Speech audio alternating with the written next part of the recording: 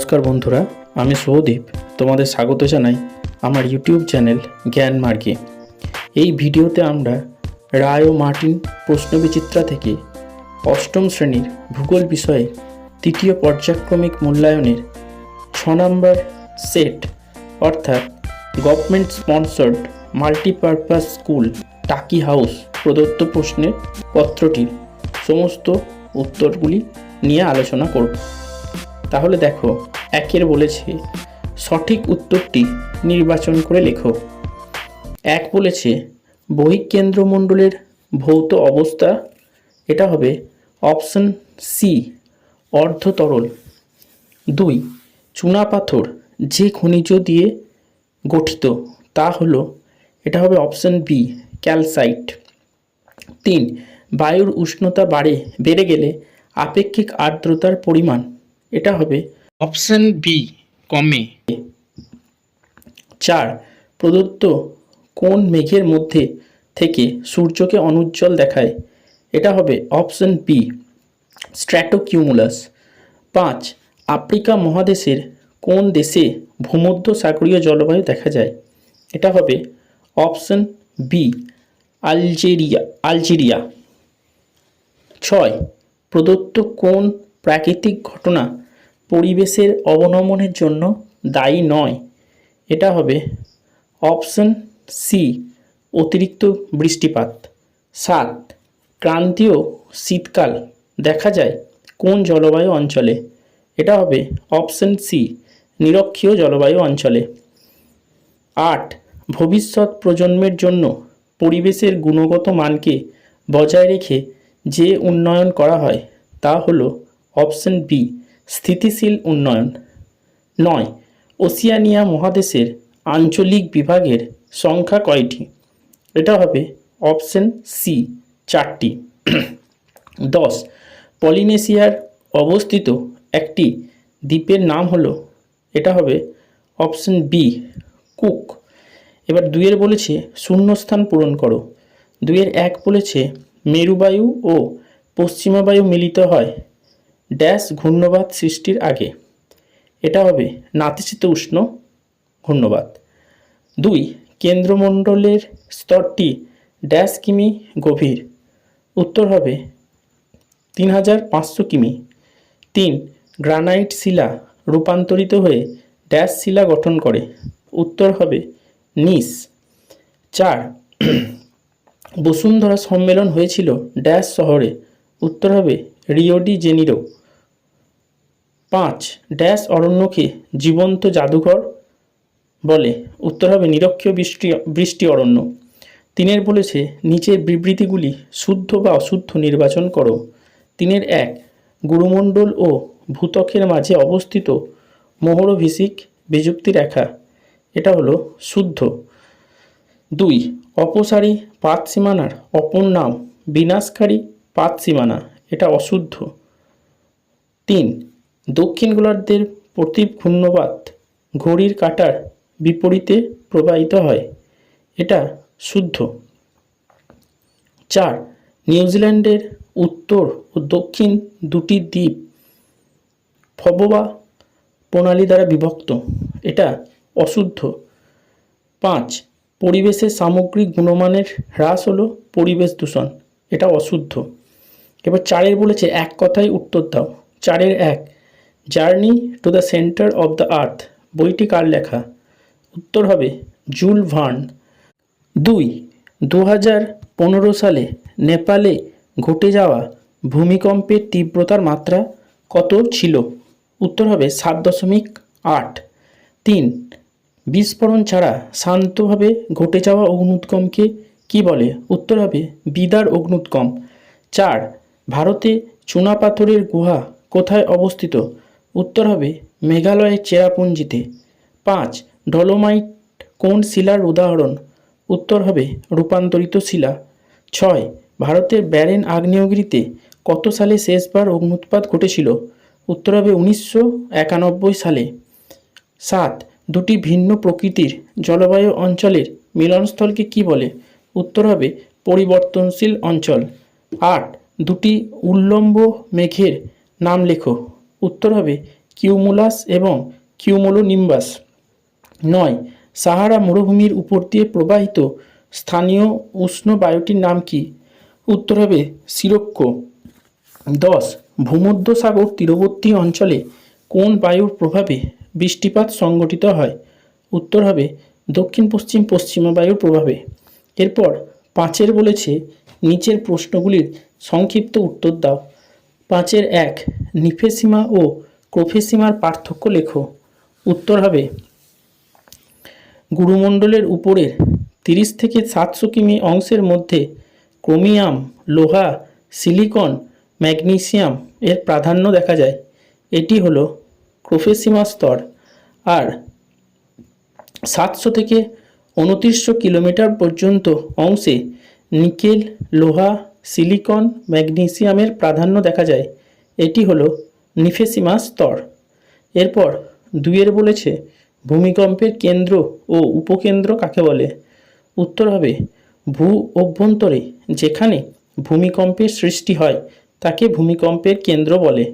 অন্যদিকে ভূমিকম্প কেন্দ্রের ঠিক উপরে ভূপৃষ্ঠের যে স্থানটি অবস্থিত তাকে ভূমিকম্পের উপকেন্দ্র বলে। 3 বলেছে শিলা রূপান্তরিত হওয়ার কারণগুলি কি কি? উত্তর হবে শিলা রূপান্তর প্রধানত 3টি পদ্ধতিতে হয়, যথা স্পর্শ বা তাপ পদ্ধতি, 2 হচ্ছে চাপ পদ্ধতি এবং 3 হচ্ছে রাসায়নিক বিক্রিয়ার দ্বারা। 4 আপেক্ষিক আর্দ্রতা কাকে বলে? উত্তর হবে কোনো নির্দিষ্ট উষ্ণতায় নির্দিষ্ট পরিমাণ বায়ুতে যে পরিমাণ জলীয় বাষ্প আছে এবং সেই উষ্ণতায় ওই বায়ুকে সম্পৃক্ত করার জন্য যে পরিমাণ জলীয় বাষ্প প্রয়োজন, এই দুইয়ের অনুপাতই হলো আপেক্ষিক আর্দ্রতা। 6 বলেছে নিচের প্রশ্নগুলির সংক্ষিপ্ত উত্তর দাও। 6-1 স্থলবায়ু ও সমুদ্রবায়ুর মধ্যে পার্থক্য লেখো। দেখো 1 স্থলভাগের উপরে উচ্চচাপ এবং জলভাগের উপরে নিম্নচাপ বিরাজ করার জন্য স্থলভাগ থেকে জলভাগের দিকে প্রবাহিত বায়ু হলো স্থলবায়ু। অন্যদিকে জলভাগের উপর উচ্চচাপ এবং স্থলভাগের উপর নিম্নচাপ বিরাজ করার জন্য জলভাগ থেকে স্থলভাগের দিকে প্রবাহিত বায়ু হলো সমুদ্রবায়ু। 2 স্থলবায়ু হয় শুষ্ক প্রকৃতির, অন্যদিকে সমুদ্রবায়ু হয় আর্দ্র প্রকৃতির। 3 স্থলবায়ুর বেগ প্রবল হয় সন্ধ্যাবেলার দিকে, অন্যদিকে সমুদ্রবায়ুর বেগ প্রবল হয় ভোরবেলায়।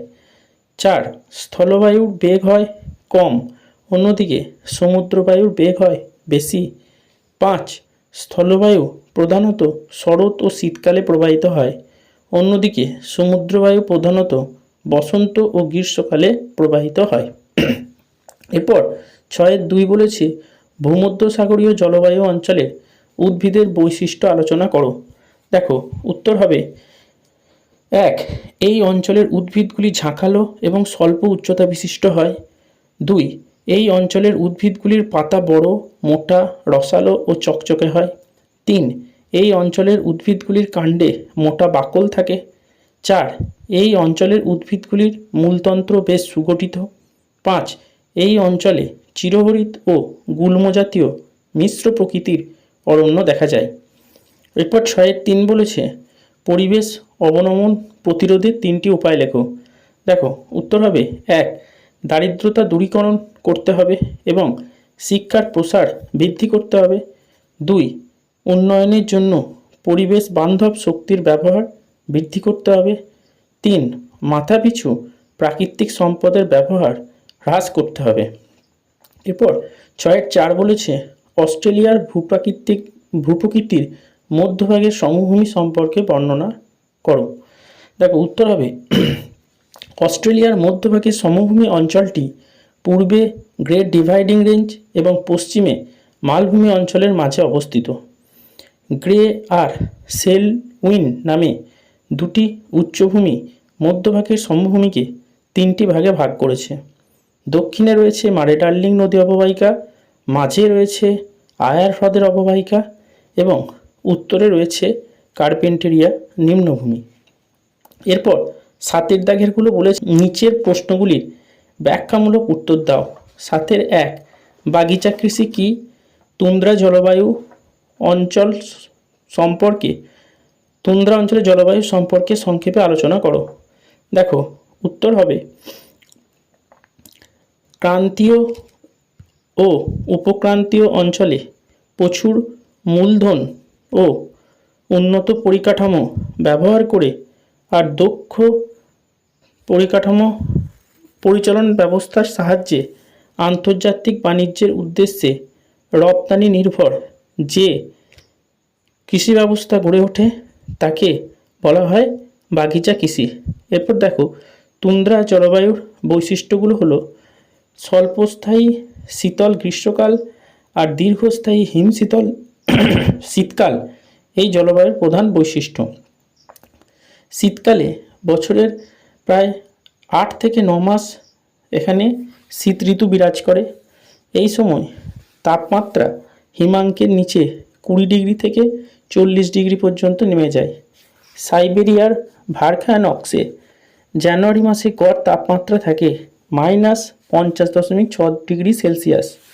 ভয়ঙ্কর শীতে সমস্ত অঞ্চলে তুষার ঢাকা পড়ে যায় আর মাঝে মাঝে তুষারপাত ও তুষারঝড় চলতে থাকে। এই সময় আকাশে সূর্যকে প্রায় দেখাই যায় না। একটানা অন্ধকার রাতে মাঝে মাঝে 2-3 ঘন্টার জন্য রামধনুর মতো আলোর ছটা, যাকে আমরা সুমেরু ও কুমেরু প্রভা বলি, সেটি দেখা যায়। আর এখানে গ্রীষ্মকালীন জলবায়ুতে প্রায় দেখা যাচ্ছে যে 2 সপ্তাহব্যাপী একটা বসন্ত ঋতুর পর তুন্দ্রা অঞ্চলে 2 থেকে 3 মাসের জন্য স্বল্পস্থায়ী গ্রীষ্মকাল আসে। এই সময় গড় তাপমাত্রা হয় 10 ডিগ্রি সেলসিয়াস আর আকাশে সূর্য খুব অল্প সময়ের জন্য অস্ত যায়। একটানা 22 থেকে 23 ঘন্টা দিনের আলো থাকলেও তীর্যক সূর্যরশ্মির জন্য উষ্ণতা খুব বেশি বাড়তে পারে না। এখানকার নরওয়ের হ্যামারফাস্ট বন্দরে আশেপাশে স্থানীয় সময় অনুযায়ী গভীর রাতেও আকাশে সূর্যকে দেখা যায়। এই জন্য একে নিশীথ সূর্যের দেশ বলা হয়। আর গ্রীষ্মকালে এখানে আকাশ কুয়াশায় ঢাকা থাকে আর এই সময় 20 থেকে 30 সেন্টিমিটার গড় বৃষ্টিপাত দেখা যায়।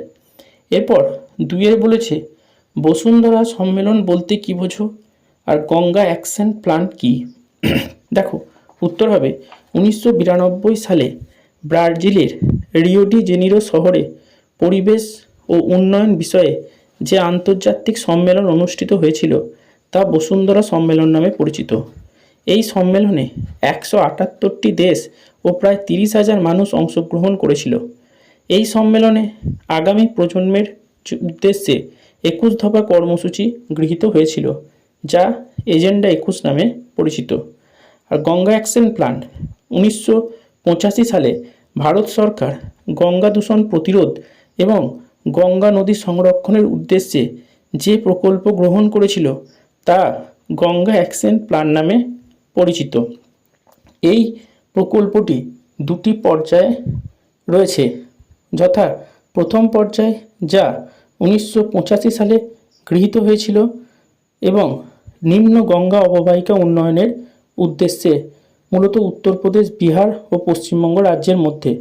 আর দ্বিতীয় পর্যায় যা 1993 সালে গৃহীত হয়েছিল উচ্চ গঙ্গা অববাহিকা সহ গঙ্গার সকল উপনদী সমূহের সামগ্রিক অবস্থার উন্নতি সাধনের উদ্দেশ্যে, মূলত উত্তরপ্রদেশ, বিহার, পশ্চিমবঙ্গ সহ ঝাড়খণ্ড, উত্তরাখণ্ড, দিল্লি, হরিয়ানা রাজ্যের মধ্যে। এরপর দেখো 7-2 অথবাটা বলেছে মানুষের বিভিন্ন উন্নয়ন পরিকল্পনা ও পরিবেশের উপর তাদের প্রভাবগুলি সংক্ষেপে আলোচনা করো। দেখো উত্তর হবে প্রথমত হচ্ছে আধুনিক কৃষি পদ্ধতি। দেখো কৃষি উৎপাদন বাড়ানোর জন্য ব্যবহৃত রাসায়নিক সার, কীটনাশক মাটি ও জল দূষণ ঘটায়। এই দূষিত জল মাটির মধ্যে প্রবেশ করে এবং পুকুর, নদী, জলাশয়ে মিশছে। তার ফলে মাছ সহ বিভিন্ন জলজ প্রাণীর মৃত্যু ঘটছে। আর অবৈজ্ঞানিক কৃষি পদ্ধতির জন্য জমির উর্বরতা শক্তি হ্রাস পাচ্ছে। 2 হচ্ছে নগরায়ন এবং তাহলে মানুষের বাসস্থান ও উন্নত আধুনিক জীবনযাত্রা প্রদানের জন্য ভূগর্ভস্থ জলের পরিমাণ আস্তে আস্তে কমে যাচ্ছে। এছাড়া বায়ু শব্দ দূষণ সৃষ্টি হচ্ছে, এলাকার জল জমার সমস্যা বাড়ছে। এছাড়া তৃতীয় বিশ্বের বড় শহরগুলো মূলত অপরিকল্পিত পুরনো শহরকে কেন্দ্র করে গড়ে উঠেছে। তার ফলে যানজট, জল নিকাশি, বসতি সমস্যা প্রকটভাবে দেখা যাচ্ছে। 3 হচ্ছে তাপবিদ্যুৎ কেন্দ্র। বিদ্যুতের চাহিদা মেটাতে পোড়ানো জীবাশ্ম জ্বালানি থেকে বায়ুতে প্রচুর কার্বন ডাইঅক্সাইড যুক্ত হচ্ছে। ফলে বায়ুমণ্ডলের তাপমাত্রা ক্রমশ বাড়ছে। বিকিরণ ও তাপের সমতা বিঘ্নিত হচ্ছে। তাপবিদ্যুৎ কেন্দ্রের বর্জ্য ছাই পাশের এলাকার জমিতে জমা হয় এবং জমির উর্বরতা হ্রাস করছে। আর 4, বহুমুখী নদী পরিকল্পনা। বিভিন্ন উদ্দেশ্যে যেমন জলসেচ, জলবিদ্যুৎ উৎপাদন, বন্যা নিয়ন্ত্রণের জন্য এই প্রকল্পগুলি বা এই পরিকল্পনাগুলি গ্রহণ করা হচ্ছে। এই প্রকল্পগুলি নির্মাণের সময় বিশাল জলাধার নির্মাণ করা হচ্ছে, যার জন্য তার চাপে নিচে শিলাস্তর এর ভারসাম্য নষ্ট হচ্ছে। ফলে ভূমিকম্পও ঘটছে। বিস্তীর্ণ এলাকার স্বাভাবিক উদ্ভিদের বিনাশ ঘটছে। নদীর ধারণ অববাহিকার অবনমন ঘটছে। জলাধার তৈরির সময় প্রচুর মানুষ উদ্বাস্তু হচ্ছে। জমিতে অতিরিক্ত পলি সঞ্চয়ের ফলে চাষের জন্য ক্ষতি হচ্ছে। এরপর 3 বলেছে দেখো, সাথে ওশিয়ানিয়া মহাদেশের জলবায়ু এবং উদ্ভিদ সম্পর্কে বর্ণনা দাও। দেখো, এর উত্তরটা হবে প্রথমত হচ্ছে জলবায়ু। না, ওশিয়ানিয়া মহাদেশে উত্তরে উত্তর দ্বীপ 10 ডিগ্রি উত্তর থেকে দক্ষিণে স্টুয়ার্ট দ্বীপ অর্থাৎ 47 ডিগ্রি দক্ষিণ পর্যন্ত। ফলে এই অঞ্চলের বিভিন্ন স্থানে জলবায়ু পার্থক্য দেখা যায়। ছোট ছোট দ্বীপগুলির জলবায়ুতে সমুদ্রের প্রভাব দেখা যায়। আবার অস্ট্রেলিয়ার মতো বড় স্থলভাগের ভেতরে জলবায়ু চরমভাবাপন্ন হয়। এই পার্থক্যের জন্য এই মহাদেশে বেশ কতকগুলি জলবায়ু অঞ্চলে ভাগ করা যায়। প্রথমত হচ্ছে নিরক্ষীয় জলবায়ু। মেলানেশিয়া, পলিনেশিয়া, মাইক্রোনেশিয়ার দ্বীপপুঞ্জগুলিতে নিরক্ষীয় জলবায়ু দেখা যায়, যেখানে সারা বছর উচ্চ তাপমাত্রা, গড় তাপমাত্রা থাকে 28 ডিগ্রি সেলসিয়াস এবং বৃষ্টিপাত প্রায় 200 সেন্টিমিটার এখানকার জলবায়ুর বৈশিষ্ট্য। 2 হচ্ছে ক্রান্তীয় মৌসুমী জলবায়ু। অস্ট্রেলিয়ার উত্তর ও উত্তর পূর্বাংশে এই জলবায়ু দেখা যায়। এখানে শীতকাল শীতল এবং শুষ্ক, আর গ্রীষ্মকালে মৌসুমী বায়ুর প্রভাবে বৃষ্টিপাত হয়। গড় বাৎসরিক বৃষ্টিপাত 150 সেন্টিমিটার। 3, নাতিশীতোষ্ণ জলবায়ু। অস্ট্রেলিয়ার মারেডার্লিং অববাহিকা ও পূর্ব উপকূলে ব্রিসবেনে এই জলবায়ু দেখা যায়। এখানকার উপকূল অঞ্চলে সারা বছর আয়নবায়ু, বিশেষত গ্রীষ্মকালে, এবং পশ্চিমা বায়ু অর্থাৎ শীতকালে এখানে এই দুটি বায়ুর প্রভাবে বৃষ্টিপাত হয়। 3, 4 হলো ভূমধ্যসাগরীয় জলবায়ু। অস্ট্রেলিয়ার উপকূল বরাবর পার্থ এবং অ্যাডিলেডে এই জলবায়ুর প্রভাব রয়েছে। এখানে পশ্চিমা বায়ুর প্রভাবে শীতকালে বৃষ্টি হয়। গড় বাৎসরিক বৃষ্টিপাতের পরিমাণ 75 সেমি হয়, আর গ্রীষ্মকাল হয় উষ্ণ প্রকৃতির। 5, ক্রান্তীয় মরু ও মরুপ্রায় জলবায়ু। অস্ট্রেলিয়ার মধ্য ও পশ্চিমাংশে এই জলবায়ু অঞ্চলে বৃষ্টি হয় না বললেই চলে। গড় বার্ষিক বৃষ্টিপাতের পরিমাণ 25 সেমিরও কম। গ্রীষ্মকাল বেশ উষ্ণ আর শীতকাল শীতল। আর 6, ব্রিটিশ জলবায়ু। দক্ষিণ পূর্ব অস্ট্রেলিয়া, তাসমানিয়া, নিউজিল্যান্ডে এই জলবায়ু দেখা যায়। গ্রীষ্মকাল হালকা উষ্ণ 15 ডিগ্রি সেলসিয়াস, আর শীতকাল বেশ শীতল 5 ডিগ্রি সেলসিয়াস তাপমাত্রা থাকে।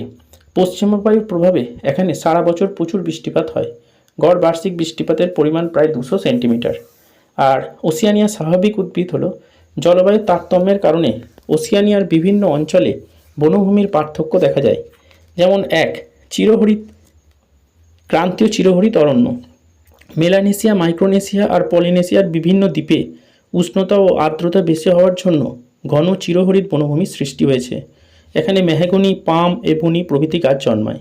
2, ক্রান্তীয় পর্ণমোচী অরণ্য। অস্ট্রেলিয়ার উত্তর ও উত্তর পূর্ব দিকে মৌসুমী জলবায়ুর প্রভাবে পর্ণমোচী জাতীয় বনভূমি দেখা যায়, যেখানে পাম, বার্চ, সিডার, বাঁশ প্রভৃতি গাছ জন্মায়। 3, নাতিশীতোষ্ণ অরণ্য। পূর্ব অস্ট্রেলিয়া, তাসমানিয়া আর নিউজিল্যান্ডে বৃহৎ পাতাযুক্ত নাতিশীতোষ্ণ পর্ণমোচী গাছ দেখা যায়। এরা শীতের আগে পাতা ঝরিয়ে দেয়। এই গাছগুলির মধ্যে উল্লেখযোগ্য হলো ওক, ম্যাপেল, পপলার, এলম প্রভৃতি। 4, ক্রান্তীয় তৃণভূমি। অস্ট্রেলিয়ার উত্তরে কম বৃষ্টিপাতযুক্ত অঞ্চলে বড় বড় ঘাস জন্মায়। অস্ট্রেলিয়ার এই অঞ্চল পার্কল্যান্ড সাভানা নামে পরিচিত। এই তৃণভূমির তে মাঝে মাঝে ইউক্যালিপটাস ও জুড়া জাতীয় গাছ দেখা যায়। এরপর আসছে 5, নাতিশীতোষ্ণ তৃণভূমি। গ্রেট ডিভাইডিং রেঞ্জের পশ্চিম দিকে মারে ডার্লিং অববাহিকায় ছোট ছোট ঘাসের বিশাল তৃণভূমি দেখা যায়। এই তৃণভূমিগুলি ডাউন্স নামে পরিচিত। এরপর আসছে 6, মরু উদ্ভিদ। অস্ট্রেলিয়ার পশ্চিমের মরুভূমি অঞ্চলে কম বৃষ্টিপাতের কারণে ক্যাকটাস, মালাগার, লবণাম্বু, ঝোপঝাড় প্রভৃতি জন্মায়। আর এরপর হচ্ছে ভূমধ্যসাগরীয় উদ্ভিদ। এখানে অস্ট্রেলিয়ার দক্ষিণাংশে বিক্ষিপ্তভাবে এই বনভূমি গড়ে উঠেছে। এখানে জারা, কারি, ব্লুগাম প্রভৃতি প্রধান উদ্ভিদ। এরপর তোমাকে দেখো বলেছে 8 প্রদত্ত পৃথিবীর রেখা মানচিত্রে নিম্নলিখিত বিষয়গুলি প্রতীক চিহ্ন সহ চিহ্নিত করো। 8 মাউন্ট চিম্বোরাজি। দেখো এটা তুমি দেখতে পাচ্ছ দক্ষিণ আমেরিকা মহাদেশের একদম উপরে বলিভিয়ার কাছে মাউন্ট চিম্বোরাজিকে দেখানো হয়েছে একটা ত্রিভুজ দিয়ে, ছোট্ট ত্রিভুজ দিয়ে। 2 হচ্ছে অ্যাপালিসিয়ান পর্বতের সর্বোচ্চ শৃঙ্গ, এটা হচ্ছে মাউন্ট মিচেল। এটা দেখো উত্তর আমেরিকা মহাদেশের পূর্ব দিকের উপকূলে, এটাও একটা তিকোনা লাল ডট দিয়ে চিহ্ন দিয়ে দেখানো হয়েছে মাউন্ট মিচেলকে। এরপর আসছে 3 নম্বরে গ্রান্ড চাকো তৃণভূমি। এটা দেখো দক্ষিণ আমেরিকা মহাদেশে সবুজ প্যাচ করে দেখানো হয়েছে গ্রান্ড চাকো তৃণভূমিকে। আর 4 হচ্ছে ম্যাকেঞ্জি পর্বত। এটা দেখো উত্তর আমেরিকা মহাদেশের পশ্চিম উপকূল বরাবর বাদামি রঙের গাঢ় রেখা দিয়ে ম্যাকেঞ্জি পর্বতকে দেখানো হয়েছে। আর 5 হচ্ছে মেলবোর্ন। এটা দেখো অস্ট্রেলিয়ার একদম দক্ষিণ দিক করে মেলবোর্নকে দেখানো হয়েছে লাল বিন্দু দিয়ে। তাহলে আমরা এই মডেল পেপারে সমস্ত প্রশ্নের সমাধানগুলি আলোচনা করলাম। এভাবে পরবর্তী সেটগুলির উত্তর পেতে অবশ্যই চ্যানেলটিকে সাবস্ক্রাইব করে বেল আইকনটা প্রেস করে দেবে, যাতে সবার আগে নোটিফিকেশান পেতে পারো। আর এই ভিডিওটা দেখে যদি উপকৃত হও তাহলে অবশ্যই একটা লাইক করবে, কমেন্ট করবে এবং বন্ধুদের সাথে শেয়ার করবে। ভিডিওটা সম্পূর্ণ দেখার জন্য সকলকে ধন্যবাদ। নমস্কার।